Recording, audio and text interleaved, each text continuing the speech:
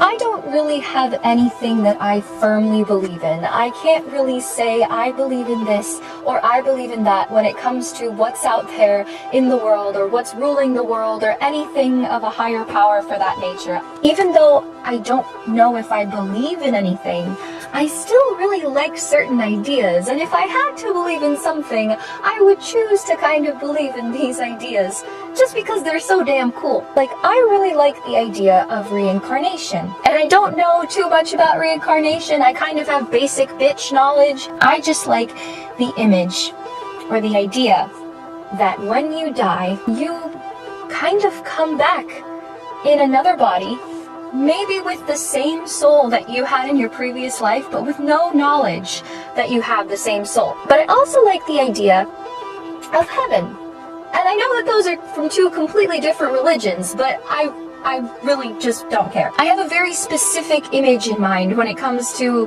what I think of reincarnation and what heaven is like, and it's so real to me. It's almost like I've been there.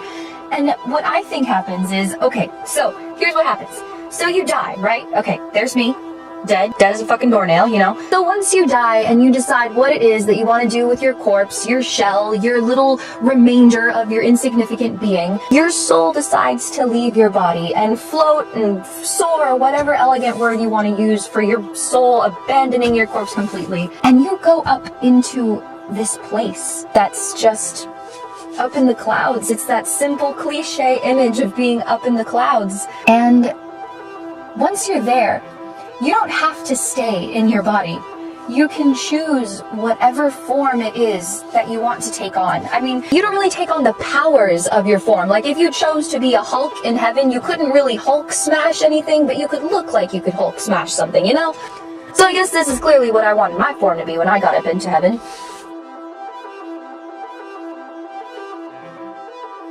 And once you're there, you have the opportunity to stay there as long as you want. Experience all that heaven has to offer.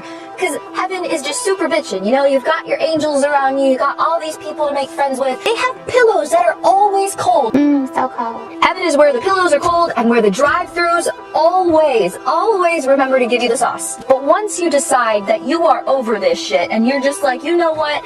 I'm sick of y'all. I'm done with my barbecue sauce from Popeyes and I want the hot side of the pillow now. I want to go back to the real world. Thank you very much. You have to go through a few games. The first day that you decide that you want to reincarnate, what you do is you go into this game room center thing, and these angels hand you this game of MASH, like that game that you used to play in middle school where you would pick out categories like your house, your car, your career, your boyfriend. In this MASH game, you have 4 options for every category, and the angels get to pick the last choice for each category. But the thing is, these angels are fucking dicks, because they have been stuck up in heaven for bajillions of years. You know, I think everyone from the biblical age just got screwed over. Like that first generation, they don't have the power to reincarnate. It's something that apparently must have come through like generations of evolution. These angels are so bored all the time that they have nothing better to do up in heaven but to screw with you by making your future life possibly miserable. And you know what? You let them, because they're trapped up there. So after you finish playing your MASH game, you go up to this wheel of complete misfortune. And it's a wheel that gives you one huge obstacle that you will have to overcome in your life. Say I land on like humpbacked and one-legged. Congratulations, you are going to be a dancer with one leg and a humpback. Good luck with fucking that. After you go through all of that, you actually go to talk to God. You know, you wouldn't believe it. God only has the power to affect other people. He doesn't really have the power to affect himself. And because he actually, you know, exerts no physical energy when he's doing a task, like he can end World War III with a blink of an eye, this man is a tubby fuck. Like, he is not fit whatsoever. In fact, he's kind of horrifying because he's been hit in the face with a brick by the politically correct police. So he is a man, he's a woman, he's black, he's white, he's Asian, he's Hispanic, and when you think about it, all of that stuff sewn together, it's like Quasimodo and the Elephant Man decided to have a baby that was even more unattractive. This thing is just terrifying, and poor God in the middle of changing the world and saving the day, he is always just like, please kill me, everything hurts.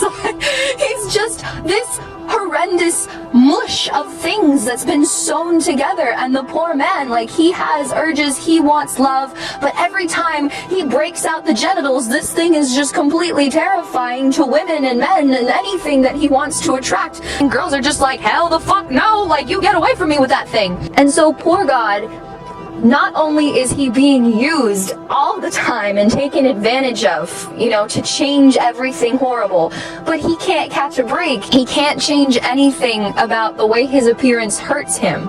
And he just wants things to end. He wants to stop living, but he can't. Thankfully, he's helpful. So, on your last morning here, God wakes you up and he's like, it's time. Waking up to that face, I mean, look at that thing. You're just like, Jesus Christ, God, you made me shit my pants with that face. He's just like, I know, I'm God. 'Twas by my will. And so, your last task, your remaining thing on this planet is to go through this portal that'll lead you back into the world.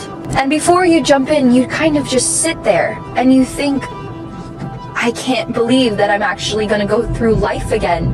It's horrendously scary and beautiful and wonderful at the same time. And with all of your fear and with all of your inhibitions, you still take the leap. And then